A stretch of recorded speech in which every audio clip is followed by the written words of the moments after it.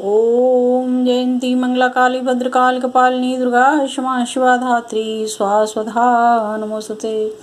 ओम ऐं ह्रीं क्लीं चामुंडाय विच्चे। ओम ग्लौं क्लीं जूं स ज्वालाय ज्वालाय ज्वल ज्वल प्रज्वल प्रज्वल। ऐं ह्रीं क्लीं चामुंडाय विच्चे ज्वालं सं लं छं। सर्वमंगल मांगल्ये शिवे सर्वार्थ साधके त्र्यंबके नारायणी नमोस्तुते। माँ दुर्गा सप्तशती का 5वां अध्याय, देवी जी की स्तुति एवं अंबिका के रूप की प्रशंसा। ऋषि बोले, प्राचीन काल में शुम्भ निशुम्भ 2 राक्षसों ने बल के मद में भरकर इंद्र त्रिलोकी का राज्य और यज्ञों का भाग छीन लिया। तत्पश्चात उन दोनों असुरों ने सूर्य चंद्रमा कुबेर यम और वरुण के अधिकार भी छीन लिए। वायु अग्नि के अधिकार भी छीनकर सब देवताओं को उनके राज्य से निकाल दिया। इस प्रकार देवतागण दोनों राक्षसों से पराजित होकर तथा स्वर्ग से निकाल दिए जाने पर अपराजिता भगवती देवी का स्मरण करने लगे। वे सोचने लगे कि भगवती ने हमें पहले वरदान दिया था कि देवताओं पर विपत्ति आने पर मैं तुम्हारे स्मरण करने पर समस्त आपत्तियों का समूल नाश कर दूंगी। ऐसा सोचकर सब देवता इंद्र के साथ हिमालय पर्वत पर विष्णु की माया देवी की स्तुति करने के लिए गए।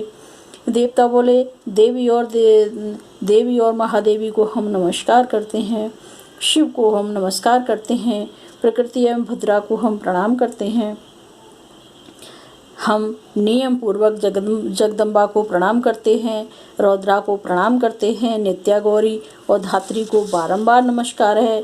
ज्योत्स्नामयी और चंद्र रूपणी एवं सुख स्वरूपा देवी को नमस्कार है, बारंबार नमस्कार है, सतत प्रणाम है।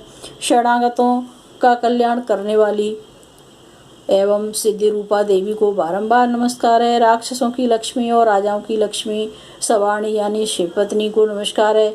दुर्गा देवी को नमस्कार है। दुर्ग स्थलों को पार करने वाली दुर्गा पारा को नमस्कार है। सारा सर्वकारणी ख्याति कृष्णा धूम्र देवी को सदैव नमस्कार है। अत्यंत सौम्य एवं अत्यंत रौद्र रूप को नमस्कार है, उन्हें हमारा बारंबार प्रणाम है। जगत की आधार भूत प्रकृति देवी को बारंबार नमस्कार है। जिस देवी को प्राणी मात्र विष्णु की माया कहते हैं उनको नमस्कार है।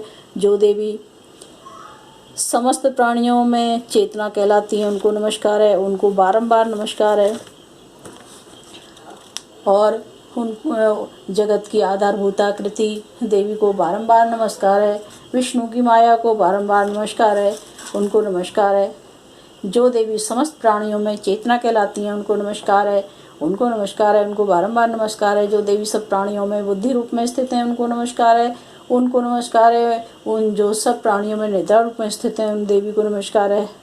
और सब में जो विराजमान है उनको नमस्कार है। जो देवी संपूर्ण प्राणियों में शोधा रूप में विराजमान है उनको नमस्कार है।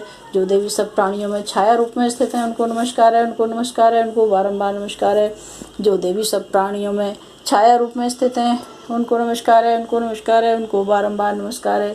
जो देवी सब प्राणियों में जाति रूप में स्थित हैं उनको नमस्कार है, उनको बारंबार नमस्कार है। जो देवी सब प्राणियों में लज्जा रूप में स्थित हैं उनको नमस्कार है। जो देवी सब प्राणियों में श्रद्धा रूप से स्थित हैं उनको नमस्कार है। जो देवी सब प्राणियों में कांति रूप में स्थित हैं उनको नमस्कार है, उनको बारंबार नमस्कार है। जो देवी सब प्राणियों में लक्ष्मी रूप में स्थित हैं उनको नमस्कार है, उनको नमस्कार है, उन्हें बारंबार नमस्कार है। जो देवी सब प्राणियों में समस्त प्राणियों में वृत्ति रूप में स्थित हैं उनको नमस्कार है। जो देवी समस्त जीवों में स्मृति रूप में विराजमान है उनको नमस्कार है। जो देवी समस्त जीवों में दया रूप से स्थित है उनको नमस्कार है, उन्हें बारंबार नमस्कार है। जो देवी समस्त जीवों में तुष्टि रूप से स्थित है उनको नमस्कार है। जो देवी समस्त जीवों में मातृ रूप में स्थित है उनको नमस्कार है, उन्हें बारंबार नमस्कार है। जो देवी सब जीवों में भ्रांति रूप से स्थित है उनको नमस्कार है, उन्हें बारंबार नमस्कार है। जो देवी सब प्राणियों की इंद्रियों की अधिष्ठात्री हैं उन सभी प्रकार में सभी रूपों में व्याप्त हैं उन देवी को नमस्कार है, उन्हें बारंबार नमस्कार है। जो देवी चैतन्य रूप में संपूर्ण संसार को व्याप्त करके स्थित है उनको नमस्कार है, उनको नमस्कार है, उन्हें बारंबार नमस्कार है। पूर्व काल में देवताओं ने अपना अभीष्ट फल पाने के लिए जिन देवी भगवती की स्तुति की थी और देवराज इंद्र ने बहुत दिनों तक जिनका सेवन किया हुआ है, कल्याण की असाधन भुजा ईश्वरी हमारा कल्याण करें, हमारी सभी विपत्तियों को नष्ट कर दें। राक्षसों द्वारा पीड़ित हम सब देवता उन परमेश्वर को प्रणाम करते हैं तथा जो भक्ति पूर्वक स्मरण करने पर तुरंत ही सब विपत्तियों को नष्ट करने की क्षमता रखती हैं, वह जगदम्बा को नमस्कार है। इस समय वह हमारा कल्याण करें। हे भगवती, आप हमारा कल्याण करें और हमारी सभी विपत्तियों को दूर करने की कृपा करें। महर्षि मेधा बोले, राजन, इस प्रकार सब देवता देवी की स्तुति कर रहे थे। उसी समय देवी पार्वती गंगा में स्नान करने के लिए आई। उस समय पार्वती जी ने देवताओं से कहा कि आप लोग किसकी स्तुति कर रहे हैं। तब उनके शरीर को से प्रकट होकर शिवा बोली, ये देवता शुंभ दैत्य द्वारा निष्कासित एवं संग्राम में निशुंभ दैत्य से पराजित हुए मेरी स्तुति कर रहे हैं। पार्वती जी के शरीर को से उसी समय अंबिका देवी प्रकट हुई, जो समस्त लोकों में कौशिकी नाम से प्रसिद्ध हुई। जिस समय पार्वती जी के शरीर को से अंबिका प्रकट हुई, उसी समय से पार्वती जी का शरीर काले रंग का हो गया और तब से उनका नाम कालिका देवी पड़ गया और वे हिमालय पर निवास करने चली गईं। शुंभ निशुंभ के दूत चंड मुंड वहाँ आए और उन्होंने परम मनोहर रूप वाली अंबिका देवी को देखा। चंड मुंड और शुंभ निशुंभ के पास जाकर बोले, हे महाराज, एक सुंदर स्त्री हिमालय को प्रकाशित कर रही हैं। हे असुरेश्वर, हमने उस जैसी इस परम सुंदरी को अब तक नहीं देखा है, इसलिए वह पता करना चाहिए कि वह कौन है, किसकी है। वह सब स्त्रियों में रत्न है।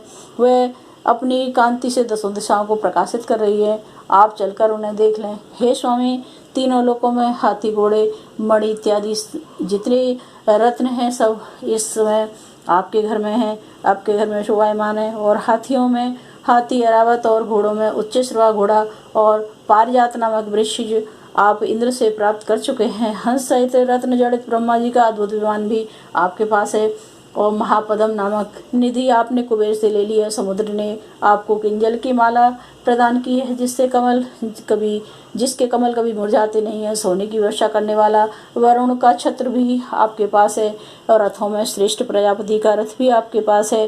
हे असुरराज, मृत्यु से उत्क्रांतिता नामक शक्ति भी आपने छीन ली है तथा वरुण का पास भी आपके भाई निशुंभ के पास ही है। निशुंभ ने समुद्र में उत्पन्न होने वाले सब प्रकार के रत्न भी अपने अधिकार में कर लिए हैं और ऐसे 2 वस्त्र भी अग्निदेव ने आपको दिए हैं, जिन्हें अग्नि भी नहीं जला सकती। हे दैत्यराज, इस प्रकार सभी रत्न रूपी वस्तुएं आप संग्रह कर चुके हैं।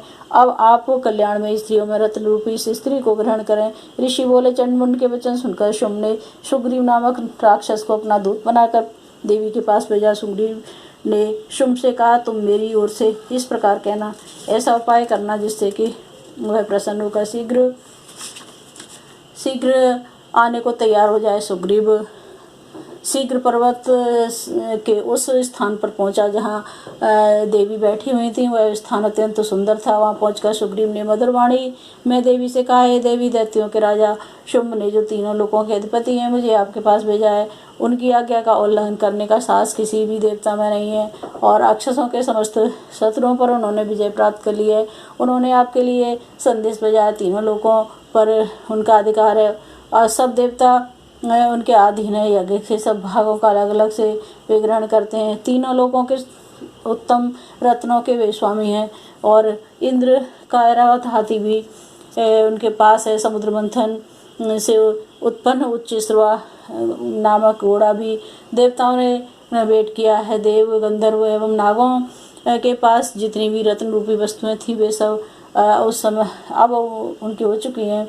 आप भी स्त्रियों में एक रत्न है, इसलिए आपको भी उनका जाना चाहिए। इसलिए मैं रत्नों में क्योंकि वे रत्नों के भक्त हैं। अब यह तुम पर छोड़ता हूँ कि तुम मेरे साथ या मेरे पराक्रमी निशुंभ के साथ विवाह कर लो। यदि तुम मुझसे विवाह करोगी तो महानेश्वर को प्राप्त करोगी। महर्षि मेधा ने कहा, दूत ने ऐसा कहने पर भगवती दुर्गा के मन की महर्षि मेधा ने ये कहा और दूत के ऐसा कहने पर भगवती मन ही मन मुस्कुराई और इस प्रकार बोली, हे दूत, तुमने जो कहा है वह सब सत्य है, इसमें किंचित मात्र भी झूठ नहीं है। शुंभ एवं समस्त तीनों लोकों के स्वामी है तथा शुंभ भी उसी की भांति पराक्रमी है, परंतु मैंने एक प्रतिज्ञा कर रखी है। यह प्रतिज्ञा यह है कि मुझे जो युद्ध में हरा देगा, मेरे वह अभिमान को जो खंडित कर देगा तथा बल में जो व्यक्ति मेरे समान होगा, मैं वही मेरा पति होगा। इसलिए शुंभ निशुंभ में से जो भी मुझे युद्ध में हरा देगा, मैं उसी से विवाह कर लूँगी। मेरा ये संदेश उन तक पहुँचा दो। दूत सुग्रीव बोला, हे देवी, आप अभिमान से भरी हुई हैं, मेरे सम्मुख ऐसी बातें न करें। इस त्रिलोकी में मुझे कोई ऐसा नहीं दिखाई देता जो शुंभ निशुंभ को हरा सके। जब देवताओं में से कोई शुंभ निशुंभ को मारने या उनके सामने ठहर नहीं सकता, तो तुम कमनीय स्त्री भला रणभूमि में उनका मुकाबला कैसे कर सकोगी। तुम मेरा कहना मानकर शुंभ निशुंभ के पास चली जाओ, ऐसा करने से तुम्हारे गौरव की रक्षा होगी, अन्यथा जब वे तुम्हारे केस पकड़कर तुम्हें घसीटते हुए ले जाएंगे तो गौरव भी नष्ट हो जाएगा। देवी बोली, शुंभ निशुंभ बड़े बलवान है, यह ठीक है, परंतु मैं अपनी प्रतिज्ञा से बंधी हूँ, इसलिए तुम जाओ और मैंने जो कहा है वह आदरपूर्वक असुरराज से कह दो। इसके पश्चात वे जो उचित जान पड़े वे करें। ओम जयंती मंगला काली भद्रकाली कपालिनी दुर्गा क्षमा शिवा धात्री स्वाहा स्वधा नमस्ते। शिरवाई नमो नमः, जगजी नमः, भद्रकाली नमो नमः।